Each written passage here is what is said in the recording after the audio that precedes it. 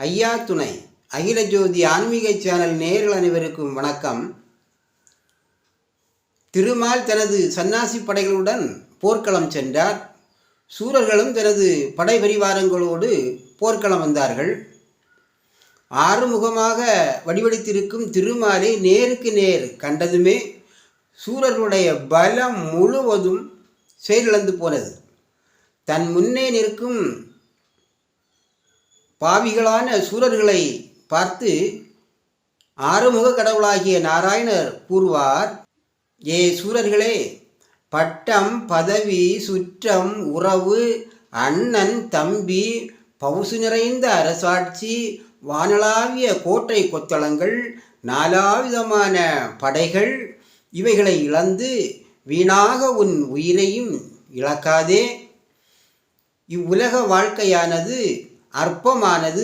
இதை நிரந்தரம் என்று எண்ணி ஏமாறாதே. ஆன்மாவானது இந்த உலகத்தை விட்டு செல்லும்போது அவனவன் செய்த நன்மைதான் அவனுக்கு உதவியாக அவன் கூட வருமே தவிர இவ்வுலக பட்டமும் பதவியும் செல்வமும் கூட வராது. கடைசி காலத்தில் மோட்சம் தேடுதற்குரிய வழிகளை தேடு என்று உபதேசித்த நாராயணரை பார்த்து சூரன் சொல்லுவான், நீ ஊர் முழுதும் இறந்து திரிகின்ற இறப்பன். நான் பரந்த புவியாலும் பார்முடி மன்னன். உன்னுடைய உபதேசங்கள் எல்லாம் உன்னை போன்ற இறப்பர்களுக்கு பொருந்துமே தவிர என்னை போன்ற பலம் வாய்ந்த அரசர்களுக்கு பொருந்தாது. என்னை போருக்கு அழைத்த பண்டாரம் நீதானோ? என்னுடைய படைகளையும் அழைத்து என்னையும் நாய் நெருக்கி இரையாக்குவேன் என்றது நீயோ என்று கர்ஜித்து கொண்டு திருமாலோடு வந்து எதிர்த்தார்கள். அப்போது அந்த சூரப்படைகளில் ஒருவன் கூட மீதம் இல்லாமல் அத்தனை பேரையும் வெட்டி வீழ்த்தினார்கள் சந்நியாசி படைகள். இறுதியாக சிங்கமுகாசூரனும் சூரபர்ப்பனும் ஆறுமுக வடிவோடு நின்ற திருமாலிடம் வந்து எதிர்த்தார்கள். அப்போது வேலாயுதத்தால் திருமால் அந்த 2 சூரர்களையும் வதைத்தார். உயிர் போகும் தருவாயில் சூரர்களின் அருகே ஆறுமுக திருமால் வந்து, சற்று முன்பு வரை நான் உனக்கு அறிவுரை சொல்லி உபதேசித்த நல்ல வார்த்தைகளை மதிக்காமல் உதாசீனப்படுத்திவிட்டு இப்போது இந்த இடத்தில் வீணாக மாளப்போகிறாயே. ஆண்டி பண்டாரங்களால் ஆகுவது என்ன என்ற வீண் கர்வம் உனக்கு மரணத்தை ஏற்படுத்தி விட்டதே. மரணமே ஏற்படாத விதத்தில் பல வரங்களை பெற்றிருந்தும் அவை ஒன்று கூட உனக்கு பயன் தராமல் உன் வம்மிசங்கள் கூட இல்லாமல் இப்போது மாளப்போகிறாயே. இப்போதாவது இறைவன் எத்தகைய தன்மை உடையவன் என்பதை நீ உணர்ந்து கொண்டாயா என்று கேட்டார் திருமால்.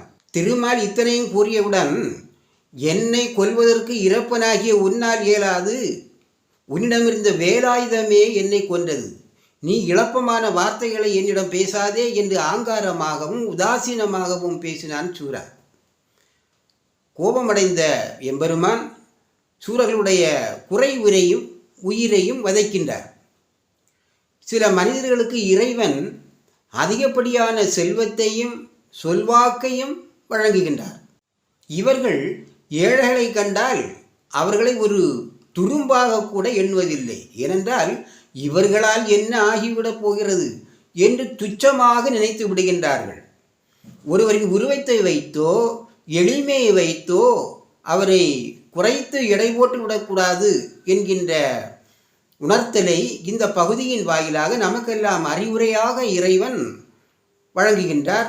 சூரர்களை வதைப்பதற்காக சூலாயுதமாக சமைந்திருந்த சக்தி உமையவள் திருப்பார்கடலில் மூழ்கி வந்து திருமாலின் திருவடியை வணங்கி, சுவாமி, என்னை சூலாயுதமாக மாற்றிய வினையை தீர்க்க வேண்டும் என்று வேண்டி திருமாலை பணிந்து நிற்கின்றார்கள். இதனுடைய தொடர்ச்சியை நாம் அடுத்த பகுதியிலே அறிவோம்.